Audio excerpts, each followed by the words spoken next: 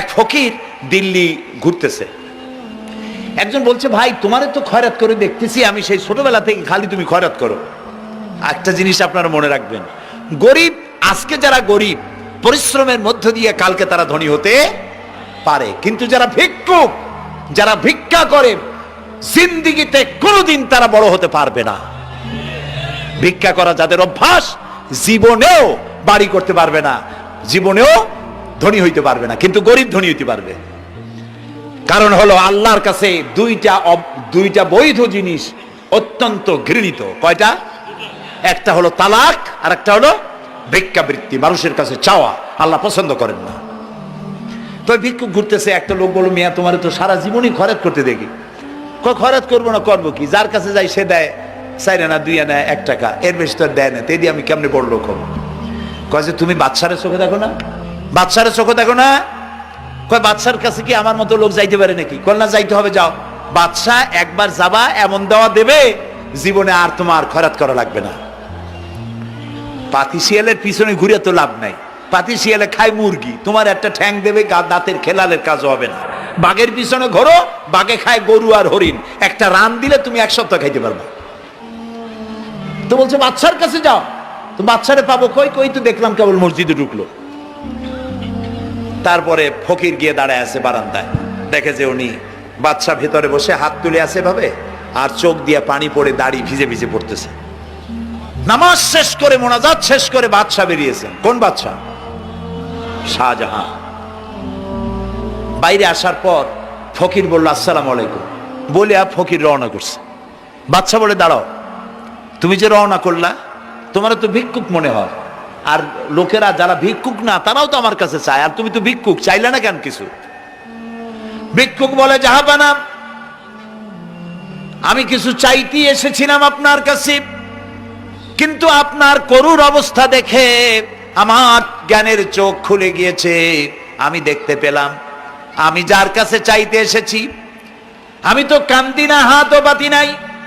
যার কাছে চাইতে আসলাম দিল্লির সম্রাট, আবার কোন সম্রাটের কাছে হাত পেতে ভিক্ষুকের মতো কি জানি চায়, আর চোখ দিয়া পানি পড়ে দাড়ি ভিজে ভিজে পড়ছে। আমার জ্ঞানের চোখ খুলে গেছে, দুনিয়ার বাদশার কাছে আর চাইবো না। বাদশা কান্দে যে বাদশার কাছে, তার কাছেই চাইবো। প্রিয় ভাই সব, এই জন্যে জিহ্ন সাফ করে ফেলুন।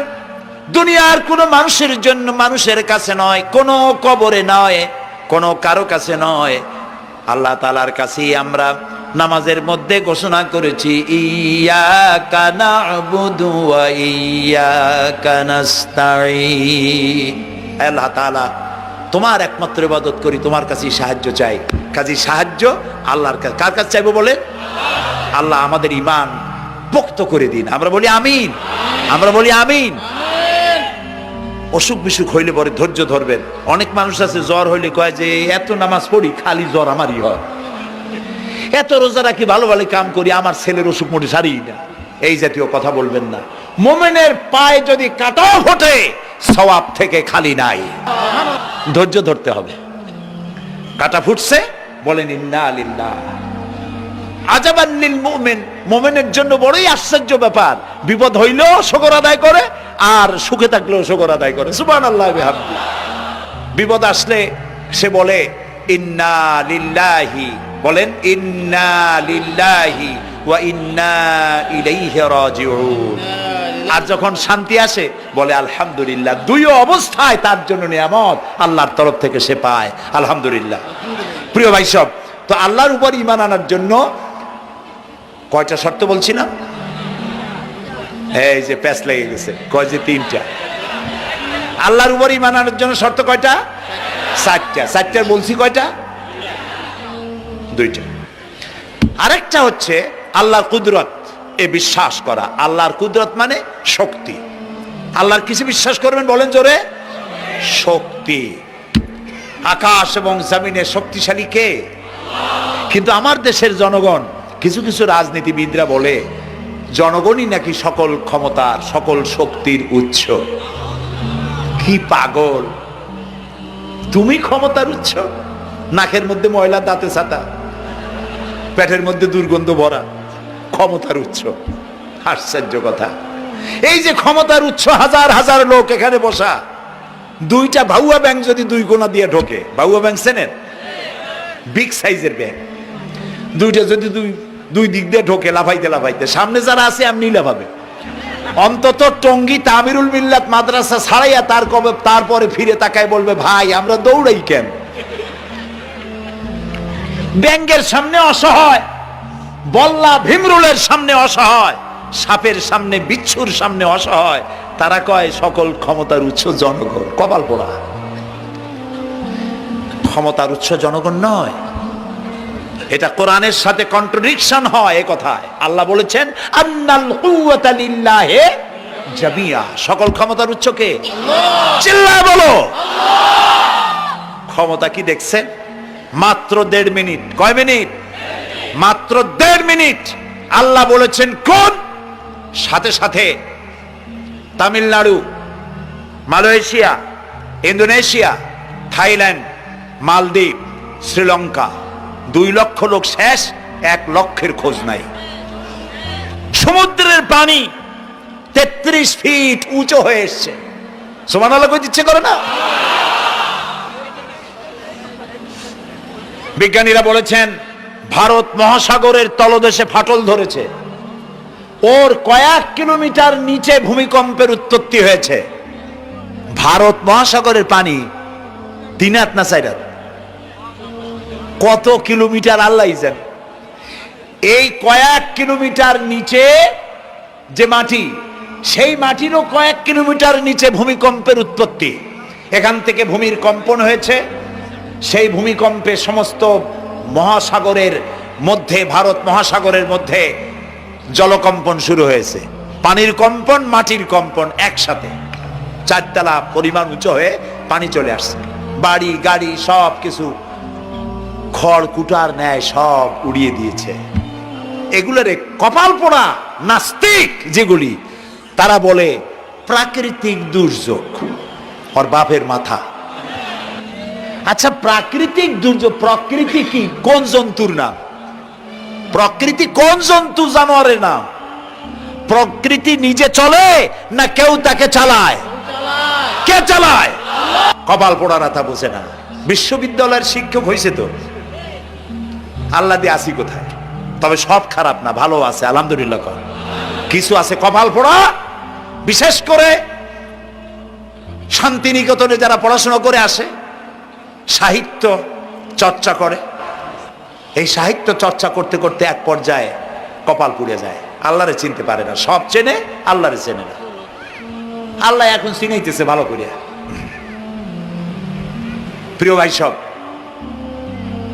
কওমে আদ, কওমে সামুদ, এগুলিকে আল্লাহ তারা ধ্বংস করেছেন। কিয়ামতের আগে এই যে 7টা আকাশ, এই আকাশ সম্পর্কে অবিশ্বাসীরা তারা বলেছে আকাশ বলতে কিছুই নেই, এটা নাকি অনেক দূরে, তাই নীলা নীলে দেখা যায়। কি কপাল পোড়া চিন্তা করে, নীলা নীলা দেখা যায়। এই আকাশ মহাশূন্য। এই আকাশগুলিকে, আকাশ কয়টা? কয়টা স্তর? 7টা। এগুলি কাতাইয়ে সিজিল্লিল কুতুব। কোরআনে কারিমে আল্লাহ তাআলা বলেছেন কিতাবের পৃষ্ঠার মতো কিয়ামতের আগে একটার পর একটা ঠাস ঠাস করে পড়বে, ভেঙে চুরে চুরমার হয়ে যাবে। ওয়াইদাল বিহারু ফুজ্জিরাত, আল্লাহ তাআলা বলছেন ইদাস সামাউ ফাতারাত ওয়াইদাল কাওয়াকিবু ইনতাসারাত ওয়াইদাল বিহারু ফুজ্জিরাত। আকাশের তারকাসমূহ বিক্ষিপ্ত হয়ে পড়বে। অসংখ্য তারকারাজি, বিশাল বিশাল তারকা বিক্ষিপ্ত হয়ে পড়বে। চন্দ্র সূর্য একটার সাথে আরেকটা ধাক্কা লেগে চাঁদ আর সূর্য আলো হারিয়ে ফেলবে, একাকার হয়ে যাবে। পাহাড়গুলো উঁচু করে আল্লাহ তাআলা জমিনের উপরে আছাড় মারবেন, কালিহিনিল মানফুস, তুলার মতো উড়ে চলে যাবে। সুবহানাল্লাহ বলবা না?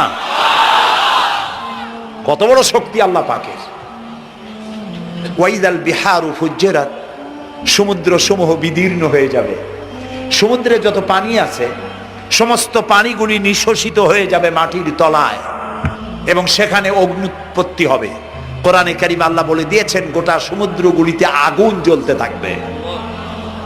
এগুলি কিয়ামতের আলামত। আল্লাহ পাকের অফুরন্ত মেহেরবানি।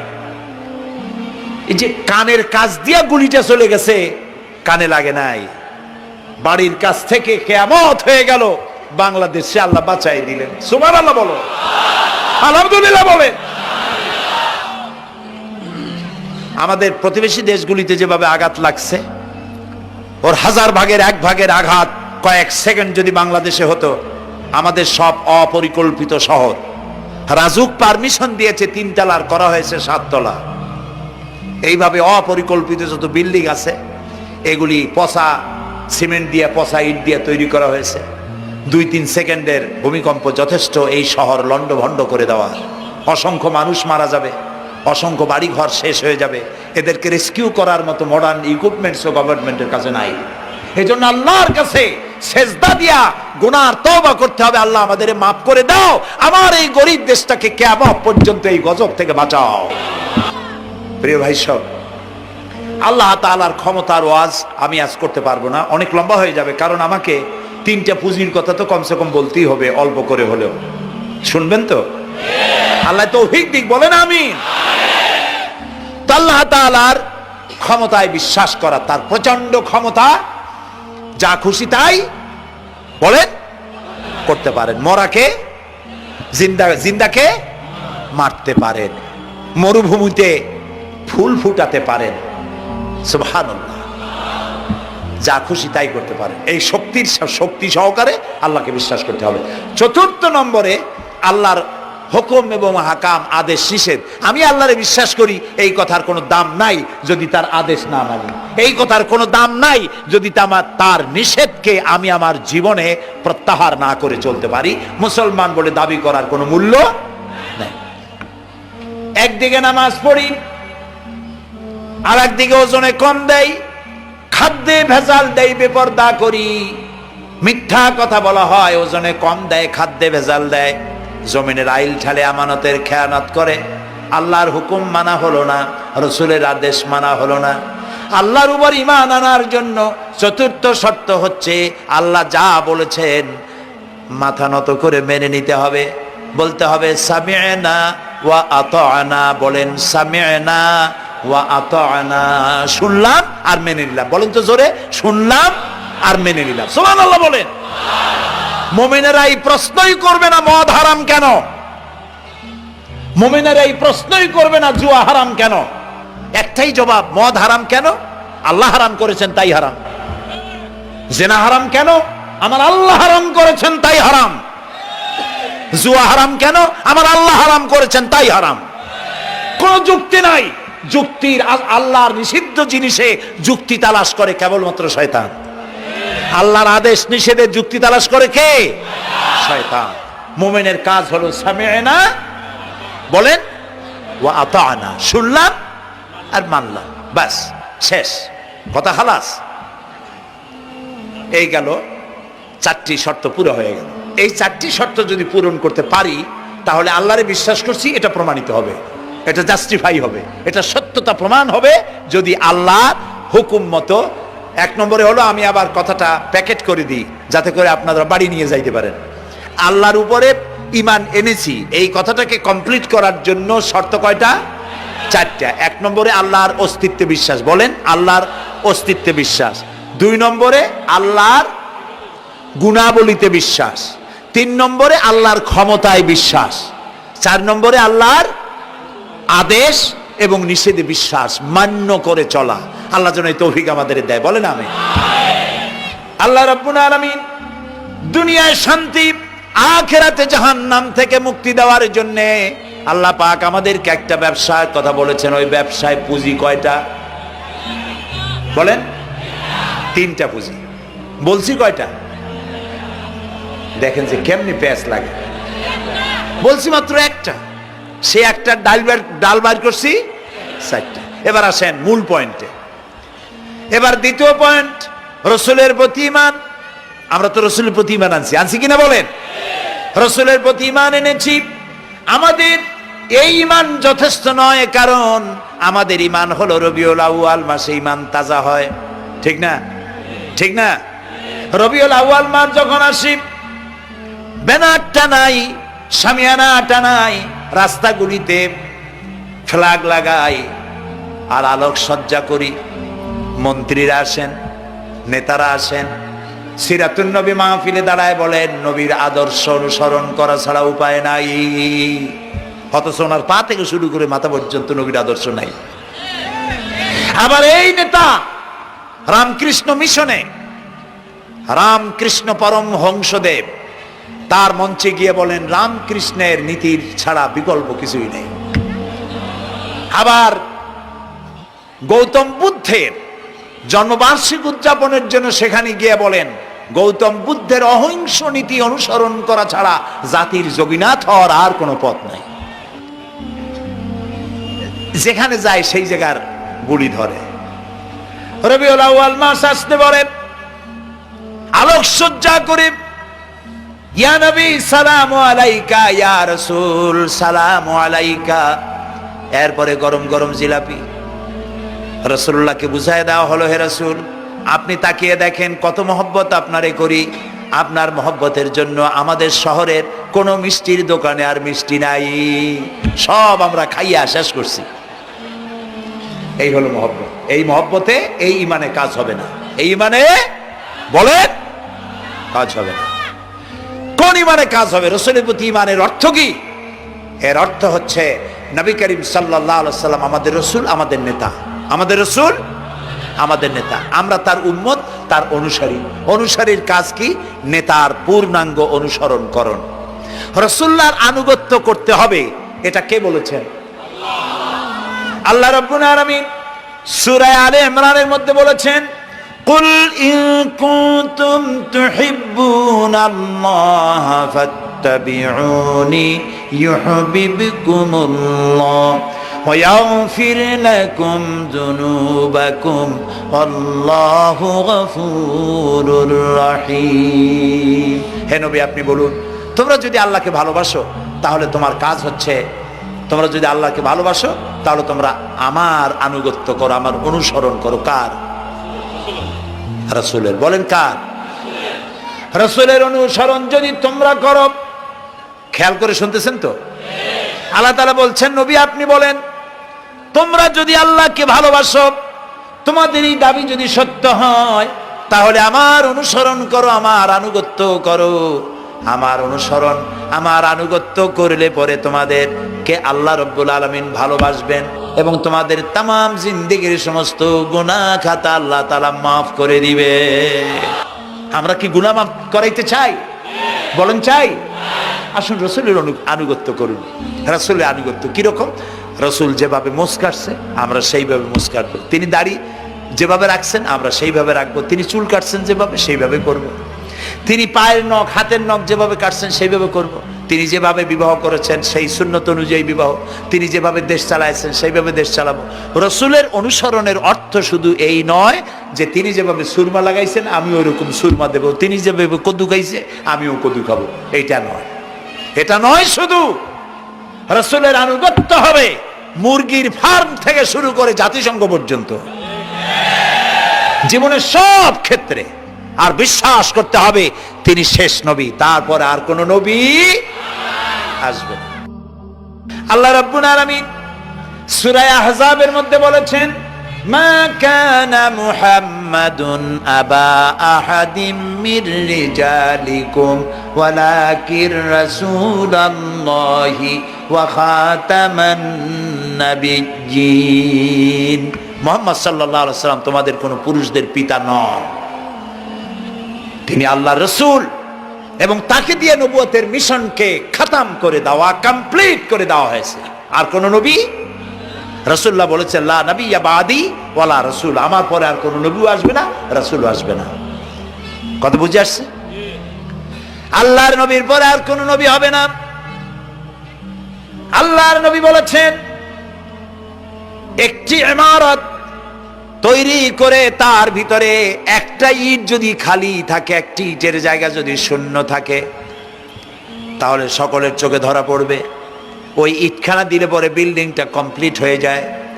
নবুয়তির যে ইমারত আল্লাহ তৈরি করেছিলেন ওর ভিতরে একটা ইটের অভাব ছিল, আল্লাহ পাক আমাকে দিয়ে সেই শূন্য জায়গা পূরণ করে দিয়ে নবুয়তের মিশনকে কমপ্লিট করে দিয়েছেন।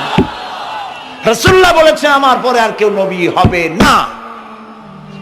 পৃথিবীর সব মুসলমানদের আকীদা মুহাম্মদ সাল্লাল্লাহু আলাইহি ওয়াসাল্লামের পরে যদি কেউ নবুয়তের দাবি করে সে কাফির, হাজার বার কাফির। তারা যারা তাকে যারা নবী মানবে তারাও। রাসূলুল্লাহ বলেছেন আমার পরে 30 জন মিথ্যেবাদী নবুয়তের দাবি করবে। তার মধ্যে একজন তো দাবি করছে রাসূলের জীবদ্দশায়, একটা ছিল মেয়ে লোক আর একটা ছিল পুরুষ। পুরুষটার নাম ছিল মুসাইলামা কাযযাব, নামই ছিল কাযযাব। কাযযাব মানে মিথ্যাবাদী। দেখছেন অবস্থা, নামই মিথ্যাবাদী। উম্মতেরা কইল যে আপনি তো একজন নবী, আমরা সৌভাগ্য আর দুর্ভাগ্য হোক আপনারা নবী বলে মানলাম। মুহাম্মদ সাল্লাল্লাহু আলাইহি ওয়াসাল্লামের কাছে প্রায় জিবরাইল আসে আর ওহী আনে, আর আপনি আমাদের কোনো ওহী দিতে পারলেন না পর্যন্ত। কয় যে কেবল না নবী হইলাম, অপেক্ষা করো, ওহী আসবেন। বেশ কিছুদিন যাওয়ার পর খুব চিন্তা ভাবনা করে কয় যে ওহী একটা আসছে। উম্মতেরা সব দৌড়ে আসছে, কি ওহী? কয় যে এইমাত্র শেষ রাত্রে জিবরাইল আসছিল, আইসে আমারে কয়ে গেল একটা সূরা নাজিল করলো। সূরাটা কি? ইন্না আতাইনাকাল আকাক ফাসাল্লি লিরাব্বিকা ওয়াজআক ইন্না শানিয়াকা হুয়াল আবলাক। উম্মতেরা কয় সর্বনাশ, এই সূরা পড়তে গেলে তো আমরা কাইসা মরে যাব। এর অর্থ তো খুব বিকায়দা। কি সূরা নাজিল হইলো আপনার উপরে? ইন্না আতাইনাকাল আকাক মানে আমি তোমাকে হুতুম পেশা দান করেছি, সুতরাং তুমি তোমার প্রভুর উদ্দেশ্যে নামাজ পড়ো আর চিৎকার মারো, কারণ তোমার শত্রুরা সাদা এবং কালো বর্ণের। আমরা তো আগামাথা কিছু বুঝলাম না, কি ওই? আচ্ছা ঠিক আছে, পয়গম্বর মুহাম্মদ সাল্লাল্লাহু আলাইহি সাল্লামকে তার উম্মতেরা নিয়ে যায় তাদের বাগানে, মাঝে মধ্যে নিয়ে যায়। নিলে পরে যে কুয়ায় পানি থাকে না, শূন্য কুয়া পানিতে ভরে যায়। যে গাছতলা দিয়ে তিনি হেঁটে যান, যে খেজুর গাছে খেজুর নাই সেই গাছতলা দিয়ে রাসূল হেঁটে গেলেন, গাছে ফল ধরে যায়। আপনি তো এরকম কিছু দেখাইতে পারেন না। তোমরা তো আমার নেও না, চলো না যাই। নিয়ে গেছে, যাইয়া দেখে যে কুয়ার পাড় দিয়ে যায়, যে কুয়ায় পানি থাকে তা থাকে না, শুকায় যায়। যে গাছ তলায় দিয়ে যায় ওই গাছে খোরমা থাকলে সাথে সাথে খরগো ঝরে যায়। উম্মতের কয় কি একটা কপাল পড়ো নবী পাইলাম বাকি। আল্লাহ তারে শেষ করছে দুনিয়া থেকে, জাহান্নামে চলে গেছে। সেই মহিলাটাও গেছে, সেও গেছে। রাসূলুল্লাহ বলেছেন এইরকম 30 জন মিথ্যাবাদী নবুয়তের দাবি করবে কিয়ামতের আগ পর্যন্ত। গোলাম আহমদ কাদিয়ানী, এ হলো ইতিহাসে আমরা যদ্য পাই তার পর্যন্ত 28 জন হয়েছে। মুহাম্মদ সাল্লাল্লাহু আলাইহি সাল্লামের ইন্তেকালের পর ওকে নিয়ে হয়েছে 28 জন। কয়জন হইল? বাকি আছে কয়জন? তাই বলে কিয়ামত যে এই 2 জন হইলি আগামী বছর বা 5-6 বছরের মধ্যে কিয়ামত হবে ওইটা চিন্তা করেন না। এই পৃথিবীতে একটা লোক আল্লাহ শব্দ উচ্চারণ করার যদি থাকে কিয়ামত সে পর্যন্ত হবে না। সুবহানাল্লাহ। সুতরাং বহুত দেরি আছে কিয়ামতে। তবে ওর মতো আরো শয়তান 2 জন আসবে। গোলাম আহমদ কাদিয়ানী বলল আমি পয়গম্বর, আমি নবী, আমার উপরে ওহী আসে। তো তার সঙ্গে ওই যুগের বড় আলেম মাওলানা আতাউল্লাহ শাহ বুখারী রহমতুল্লাহ আলাইহি তিনি বললেন, আচ্ছা তুমি যে নবুয়তের দাবি করো এই শক্তি তুমি পাও কই? কয় যে আমার শক্তি তো কোরআন, কোরআনের মধ্যেই আছে আমার কথা। কোথায়? কয় সূরা সফের মধ্যে আছে, ইয়াতি মিন বাদি ইসমুহু আহমদ।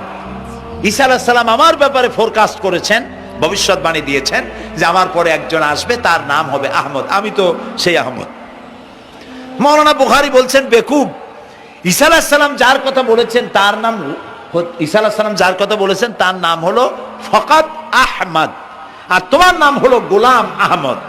তাহলে এতে করে বোঝা যায় ঈসা আলাইহিস সালাম যার কথা বলেছেন তুমি সেই আহমদের গোলাম, তো তুমি নবুয়তের দাবি করো কেন? গোলাম আহমদ কয় যে হুজুর আমার নামের আগে গোলাম বৈশা একটু সমস্যা হয়েছে, ঠিক, তো গোলামটারে যদি বাদ দেই তাহলে তার আপনি আপত্তি করতে পারেন না আমি আহমদ থাকি আর আপনি আমার উম্মত হয়ে যান। আমি আমার কথা ঈসা আলাইহিস সালাম বলেছেন। মাওলানা বুখারী বলছেন দেখো তোমার ফতোয়া অনুযায়ী তুমি বলছো নামের প্রথম অংশ বাদ দিয়া শেষের অংশ নিয়ে তোমার উপর ঈমান আনতে, তাহলে আমার নাম আতা আল্লাহ, তোমার ফতোয়া অনুযায়ী আমার নামের প্রথম অংশ বাদ দিলাম, আতা গেছে, থাকছে আল্লাহ। আর আল্লাহ হয়ে বলছি তোর মতো গাধারে আমি নবুয়ত দেই নেই। এরপর এই শয়তানের মৌত হলো কোথায় বলেন? কোথায়? পায়খানার ভিতরে।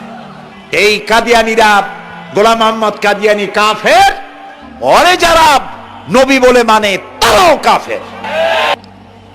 প্রিয় ভাই সব, পৃথিবীর 48টি মুসলিম দেশ কাদিয়ানীদেরকে নন মুসলিম মাইনরিটি হিসেবে ঘোষণা দিয়েছে রাষ্ট্রীয়ভাবে।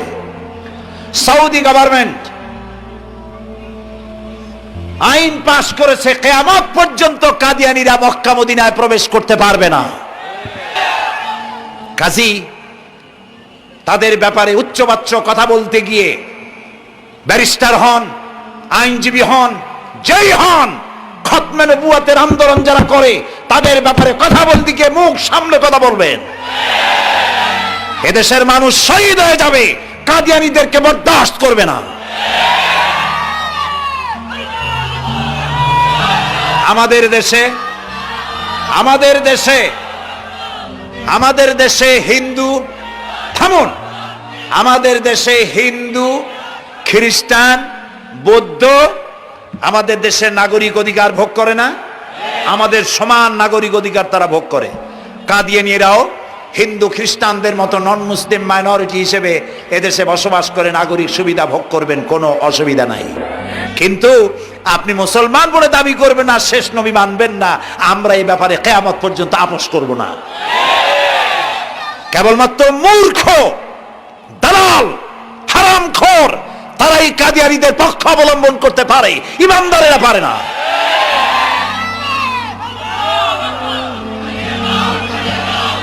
কাদিয়ানীরা যে সব মসজিদ তৈরি করে, এগুলি মসজিদ নয়, এগুলি উপাসনালয়।